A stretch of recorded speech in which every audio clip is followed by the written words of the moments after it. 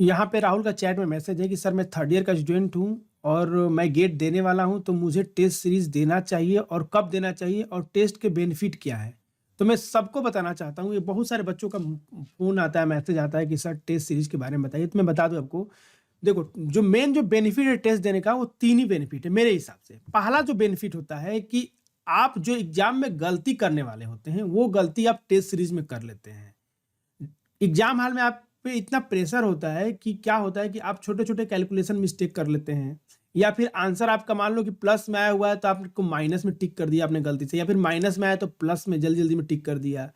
तो ये सब जो एरर होते हैं ना, या फिर क्वेश्चन में लास्ट लाइन में ट्विस्ट है, कुछ अलग चीज़ पूछा आपने, अलग कैलकुलेट कर दिया और ऑप्शन में है भी।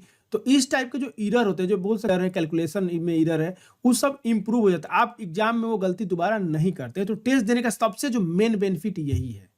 दूसरा जो मेन बेनिफिट है बेटा, कि सबसे बड़ी बात है कि आपको 3 घंटे फुल कंसंट्रेशन के साथ टेस्ट को देना होता है।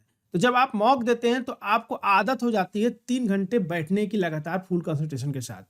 और तीसरा जो मेन बेनिफिट है कि आपको इंटरफेस पता चलता है कि ऐसे हमको क्वेश्चन को अटेम्प्ट करना है, और ये इंटरफेस से इससे नेक्स्ट क्वेश्चन आता है, इससे क्वेश्चन सेव हो जाता है, या फिर इससे आंसर टिक करते हैं, या फिर मार्क एज ए रिव्यू करते हैं, फिर न्यूमेरिकल आंसर टाइप में क्वेश्चन में कैसे आंसर को फीड करते हैं। ये सारी चीजें आप पहले से किए रहते हैं, तो आपको एग्जाम में कुछ नया नहीं लगता है।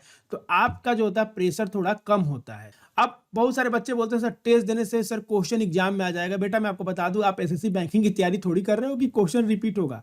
गेट के एग्जाम में सारे नए क्वेश्चन आते हैं, बस कॉन्सेप्ट रिपीट हो सकता है, डेटा सब कुछ अलग रहेगा। तो आपको वहां पे सोचना ही पड़ेगा, है ना। ऐसा नहीं है कि आपका क्वेश्चन वही सेम आ रहा है तो आप उसको उठाए और सर उसमें कैलकुलेशन वैसे किए तो इसमें कैलकुलेशन ऐसे कर देते हैं, आपका आंसर है। ऐसे तो बिल्कुल नहीं है। तो यहाँ पे टेस्ट का ऐसा कोई बोले कि टेस्ट देने से आपके क्वेश्चन एकदम एग्जाम में वही आ जाएंगे, ऐसा बिल्कुल नहीं है। वो ऐसा हो सकता है कि एक दो क्वेश्चन किस्मत से उसी टाइप का आ जाए, डेटा चेंज करके एक दो क्वेश्चन, लेकिन ऐसा जरूरी नहीं है कि आंसर आएगा, क्वेश्चन वही आएंगे। तो गेट के टेस्ट का यही फायदा ध्यान रखेंगे ना, 3 ही मेन फायदा है। बहुत सारे बच्चे बोलते हैं कि सर नंबर का क्या मतलब है। तो मैं बता दूं आपको, एक स्टूडेंट था, जब मुझसे बात हुआ था तो वो टेस्ट दिया, उसका फर्स्ट टेस्ट में ही मैं बता दूं आपको करीब 70 नंबर के आसपास आ गए। उसकी प्रिपरेशन बहुत अच्छी थी, वो फुल कॉन्फिडेंस में आ गया कि अरे यार मेरे को तो बहुत अच्छा तैयारी है, मैं तो बहुत अच्छा कर लूंगा। और वो थोड़ा-सा फ़ोकस कम हो गया उसका एग्ज़ाम पे, है ना? दूसरा एक बच्चा था, उसने क्या किया कि उसने अटेम्प्ट किया, उसका 40 नंबर ही आया। तो लेकिन उसने गलती किया, उसको भी नॉलेज था, लेकिन वो कैलकुलेशन मिस्टेक या समथिंग कुछ-कुछ मिस्टेक करके कर रहा था। लेकिन वो टेस्ट देने के बाद एनालिसिस करता था। सबसे जो इम्पोर्टेंट है टेस्ट का एनालिसिस। एनालिसिस करने से ही आपकी गलती इम्प्रूव होगी।